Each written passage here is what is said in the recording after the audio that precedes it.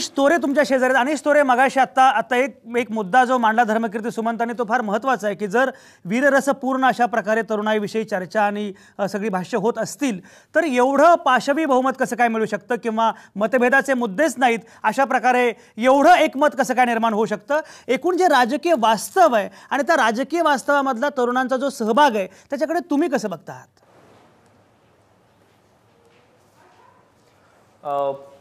एका प्रकारे कल्चरचं 90s नंतरचं जे त्यांनी एक पॉइंट म्हटलं आहे की एक युनिफॉर्मिटी झाली आहे कल्चरची, म्हणून एकासारखेच विचार करणारे तरुण आपल्याला आसपास दिसतात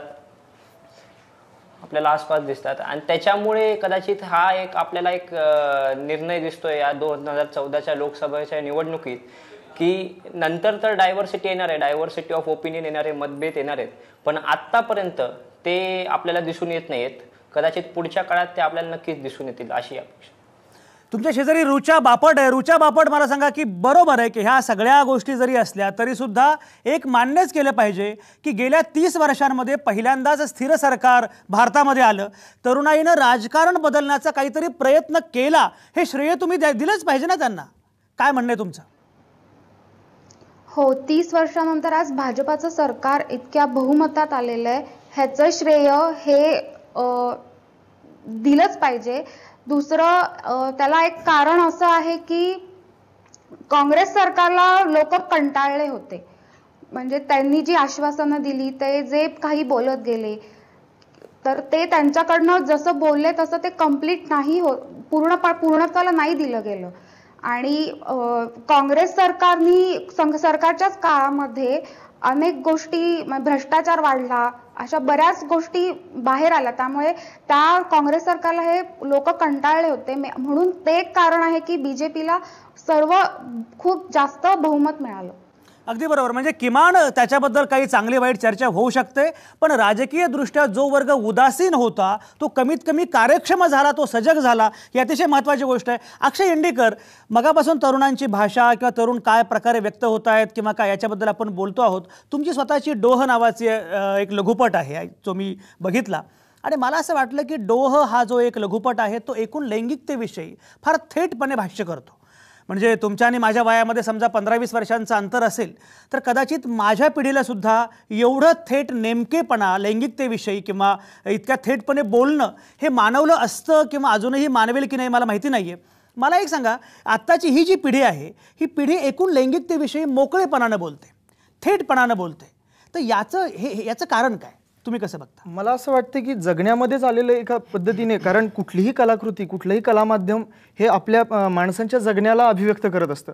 आणि आमच्या पिढीची म्हणजे 90 नंतर जन्माला, माझा बरोबर 91ला जन्म आहे, म्हणजे भारतात ज्या वेळेला सगळ्या पद्धतीची मुक्त अर्थव्यवस्था आणि उदारीकरण, जागतिकीकरण आलं, तर त्यावेळेला मी जेव्हा माझी चित्रपट ही जर कला मानली तर चित्रपट कलेतून मला अभिव्यक्त होण्यासाठी जे जे करावं लागतं त्याच्यामध्ये मला असं वाटतं ती मोकळे ढाकळे असणं ही आत्ताच्या आमच्या पिढीची मला असं वाटतं ती शैलीच आहे की कुठल्याही म्हणजे आमच्या आधीच्या पिढीने ज्या पद्धतीने अभिव्यक्ती करताना वेगवेगळे पद्धतीचे संकेत वापरले, त्या संकेतांना आम्ही कुठेतरी झुगारून स्वतःची नवीन भाषा शोधायचा प्रयत्न करतो. आणि स्वतःची भाषा शोधत असताना मला असं वाटतं की आमच्या रोजच्या जगण्यातल्या सगळ्या विषयांना, सगळ्या आशयांना किंवा थीम्सला आम्ही जितक्या सहजपणे आणि थेटपणे, मला असं वाटतं की खूप जण म्हणतात की हे सगळं बोल्डपणे तुम्ही दाखवताय, पण मला त्याच्यामध्ये असं वाटतं की माझ्या पिढीच्या लोकांना ते कधीच बोल्ड नाही वाटणार.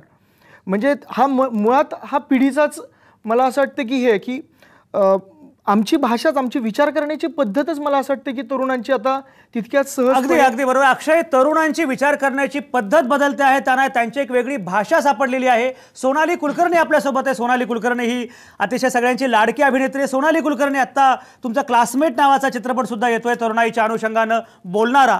ही सगळी चर्चा इथं सुरू आहे. हे सगळे तरुण असं म्हणतात की ही पिढी मुळात वेगळी आहे, त्यांची भाषा वेगळी आहे, माध्यमं बदलत आहेत. पूर्वीचे सिनेमा आणि आजचा सिनेमा याच्यामध्ये जमीन आसमानाचा फरक आहे. पूर्वीचं साहित्य आणि आजचं साहित्य याच्यामध्ये खूप फरक पडलेला आहे. सोनाली, या बदलाकडे तुम्ही कसं बघता आहात? नमस्कार. एकतर सर्वात आधी तुम्हा सगळ्यांना स्वामी विवेकानंद जयंतीच्या निमित्ताने हार्दिक शुभेच्छा. मला असं वाटतं की बदल माणसाच्या आयुष्यातील सगळ्यात महत्त्वाचा प्रत्येक बाबतीत बदल हे कालानुसार घडत असतात आणि जर बदल घडले नाही तर मला वाटत नाही की आपण माणूस म्हणून जगू शकतो किंवा घडू शकतो. याच पद्धतीने आपण बघतोय की प्रत्येक पिरियड नंतर विचार बदलत असतात, पिढी बदलत असते, कारण मुळात संस्कारांपासून बदल होत असतात आणि बदल जर होत नसेल तर मला वाटत नाही की सृष्टी चालेल. आणि कधीतरी ते बदल चांगले असतात, कधीतरी बदल योग्य असतात, कधीतरी ते योग्य नसतातही. पण ज्या पद्धतीने आजची पिढी आहे मला असं वाटतं की आम्ही खूप जास्त स्ट्रेट फॉरवर्ड आहोत, खूप जास्त व्यक्त करतो स्वतःला. कधीतरी ते व्यक्त करणं मोकळेपणाने योग्य ठरतं, कधीतरी नाही ठरत. हे सगळे बदल जे आहेत ते संस्कारांपासून सुरू होतात असं मला मनापासून वाटतं. आणि हो, जसं मगाशी म्हटलं गेलं की आमची विचारशैलीच तशी आहे, त्यामुळे आम्हाला असं वाटत नाहीये की आम्ही बोल्ड आहोत किंवा आम्ही जरा आउट ऑफ द वे जातोय किंवा हे काहीतरी वेगळं घडतंय, कारण मुळात आम्ही तसेच घडलेलो आहोत असं मला वाटतं. पण कुठेतरी आजही आपल्या समाजात, आजही आपण भारतीय सोसायटीमध्ये ते ट्रेडिशन्स अजूनही आहेत. म्हणून मी पाश्चात्य संस्कृतीची जर कम्पेअर केलं तर अजूनही परिस्थिती आपल्या हातात आहे आणि नक्कीच युवा पिढी खूप पॉझिटिव्ह दृष्टीने आपण बघू शकतो. होणारे बदल आपल्या सोसायटीमध्ये, आपल्या पॉलिटिक्समध्ये, आपल्या सिनेमांमध्ये, आपल्या आजूबाजूला खूप पॉझिटिव्ह बदल होत आहेत. एक स्थित्यंतराचा कालखंड, अगदी बरोबर आहे सोनाली, की मुळामध्ये काही परंपराही आहेत आणि काही आधुनिकता, याच्यामध्ये एक वेगळा स्थित्यंतराचा हा कालखंड आहे आणि तरुणाईला आपली भाषा सापडते आहे, आपली माध्यमं त्यांना सापडत आहेत. किरण साष्टे, मला तुम्हाला एक विचारायचं आहे की तुम्ही अलिबागसारख्या छोट्या गावामध्ये आहात आणि अलिबागसारख्या छोट्या गावामध्ये किंवा छोट्या शहरामध्ये असून सुद्धा एक अतिशय उत्तम लघुपट तुम्ही बनवला. मला वाटतं आणखी त्यानंतर 3-4 लघुपट तुम्ही बनवलेत. तुमचा एक लघुपट मी बघितला, दादू नावाचा, आणि अतिशय वेगळा असा हा लघुपट आहे. खरोखरच फार वेगळ्या प्रकारची भाषा त्या लघुपटाची आहे. 2 गोष्टी मला तुम्हाला विचारायच्या आहेत. एक म्हणजे अलिबागसारख्या शहरामध्ये एक पूर्वी असं मानलं जायचं की तुम्हाला जर सिनेमा हे माध्यम हवं असेल तर तुम्ही मुंबईत जन्माला आलं पाहिजे, तुम्ही पुण्यात जन्माला आलं पाहिजे किंवा काय. अलिबागसारख्या शहरात असून सुद्धा तुम्हाला सिनेमा हे माध्यम निवडावं असं का वाटलं, हा पहिला मुद्दा. आणि दुसरा मुद्दा म्हणजे जे विषय तुम्हाला वाटतात, दादू असेल किंवा मासेमारी करणाऱ्या त्या सगळ्या घटकांचं हे असेल, तर ते विषय जेव्हा तुम्हाला सुचतात तेव्हा सिनेमाच त्याला न्याय देऊ शकतो असं तुम्हाला का वाटतं? बरोबर. सर्वप्रथम मी सुद्धा तुम्हा सर्वांना स्वामी विवेकानंद जयंतीच्या शुभेच्छा देतो. आणि सर, तुम्ही पहिला जो प्रश्न मला विचारलात त्याचं उत्तर मी देतो. काहीतरी करण्यासाठी किंवा या क्षेत्रात एस्टॅब्लिश होण्यासाठी मुंबईला जावं हे मत मी कधीच खोडून टाकलं आहे. कारण मी जिथे राहतो ती भलेही तेवढं प्रगत नसेल, आर्थिकदृष्ट्या म्हणा किंवा तांत्रिकदृष्ट्या म्हणा, आम्ही थोडेसे मुंबईपेक्षा अजूनही काही प्रमाणात कमी असलो तरीसुद्धा ज्या कल्पना आहेत, जो बेस असतो, जो महत्त्वाचा मुद्दा असतो, ते आमच्याकडे आहे आणि तो धरूनच आम्ही आज पुढे जायचा प्रयत्न करतो आहे. तुम्ही दादूबद्दल मला विचारलं तर दादू हा माझ्या सभोवतालचा एक प्रश्न होता आणि जेव्हा जेव्हा सर माझ्या मनात काही प्रश्न उत्पन्न होतात, प्रश्न निर्माण होतात, त्याची उत्तरं मी कशी शोधणार. तर माझं जे माध्यम आहे, नाटक आहे, चित्रपट आहे, हे जे माध्यम आहे आमचं, त्याच्यातून मी ह्या प्रश्नांची उत्तरं शोधण्याचा प्रयत्न करतो आणि बऱ्याच अंशी आम्हाला ते उत्तर आता मिळत आहेत. दादूच्या संदर्भात बोलाल तर मला सर्व स्तरातून त्याला अभिप्राय मिळाले, त्याला पारितोषिकं मिळाली, फेम आणि नेम असं दोन्ही मला मिळालं. माय मुंबईसारख्या मोठ्या चित्रपट महोत्सवात त्याला सोशल अवेअरनेस कॅटेगरीमध्ये ती जवळजवळ 350 लघुचित्रपटांमधून पहिली आली इंटरनॅशनल लेव्हलला. दादूनंतर मी मृण्मयी नावाचा एक लघुचित्रपट केला. मग अशी अक्षयने आपल्याला जसं सांगितलं की आमच्या संवेदना, प्रश्न मांडण्याची किंवा ते उत्तर मिळवण्याची एक पद्धत बदललेली आहे. तर सेम त्याच मुद्द्याला मी हात घातला आणि मृण्मयीची निर्मिती केली. मृण्मयीसुद्धा आपण गेल्या वर्षात पाहिलं असेल तर जे गँगरेप झाले, जे बलात्कार झाले, आपण निर्भयापासून बरीच प्रकरणं त्याच्यानंतर पाहिली. अगदी घरात सुद्धा जे अत्याचार होतात, म्हणजे वडिलांकडून, सासऱ्याकडून, काकाकडून, मामाकडून, त्या मुद्द्याला तो मुद्दा कुठेतरी मला छळत होता आणि त्याची उत्तरं मला मिळत नव्हती की हे का येतं, याचं नक्की काय आउटपुट काय आहे, का व्हावं. आणि तो प्रश्न ग्रासला आणि त्याचं उत्तर शोधण्यासाठी मी मृण्मयी तयार केला. मृण्मयी काही चित्रपट महोत्सव ते अजूनही चालू आहे आणि मी माझ्या परीने त्याचं उत्तर शोधण्याचा त्या चित्रपटामध्ये प्रयत्न केला आहे. अगदी किरण, आपण या विषयावर बोलत राहू. मोनाली अवसरमल आपल्यासोबत आहे औरंगाबादमधून, आणि तिला मला याच मुद्द्याच्या अनुषंगानं विचारायचं. त्याने आता उल्लेख केला गँगरेपचा किंवा एकूण महिलांच्या असुरक्षिततेचा. मोनाली अवसरमल, मला सांगा, तुम्ही पत्रकारितेच्या विद्यार्थिनी आहात, औरंगाबादमध्ये शिकत आहात. एकीकडे महिला अतिशय दिमाखात झेपावतायत, प्रगती करतायत, आणि सगळीकडे आपण असं बघत आहोत की आता स्त्री पुरुष समतेच्या अनुषंगानं खूप चांगलं वातावरण तयार झालेलं आहे. एकीकडे हे चित्र आहे, आणि त्याच वेळी आपल्याकडे महिला मुली असुरक्षित आहेत. या दोनही गोष्टी एकाच वेळी घडतायत.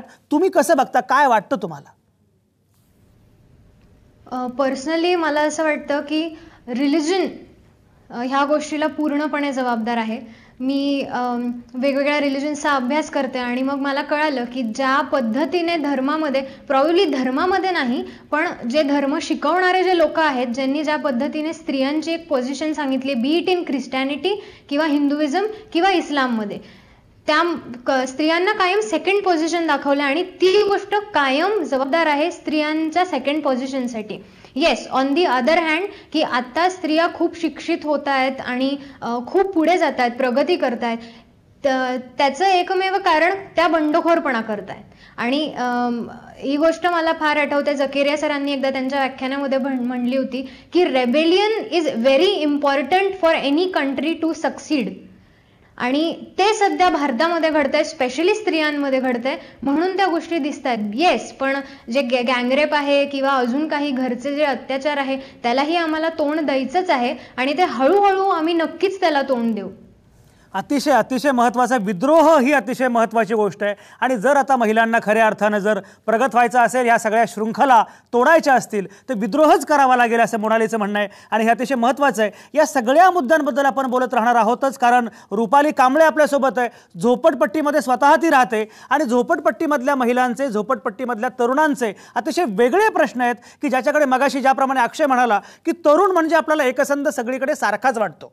मग तो मोठ्या शहरांमधला तरुण, झोपडपट्टीतला तरुण, गावांमधला तरुण, या सगळ्या वेगवेगळ्या छटा आहेत, त्या आपण समजून घेतल्या पाहिजेत. रुपालीकडून आपण ते समजून घेणार आहोत की खरोखरच झोपडपट्टीतले प्रश्न काय आहेत. ही सगळी चर्चा आपण करणार आहोतच, पण आत्ता मी घेतोय एक छोटासा ब्रेक.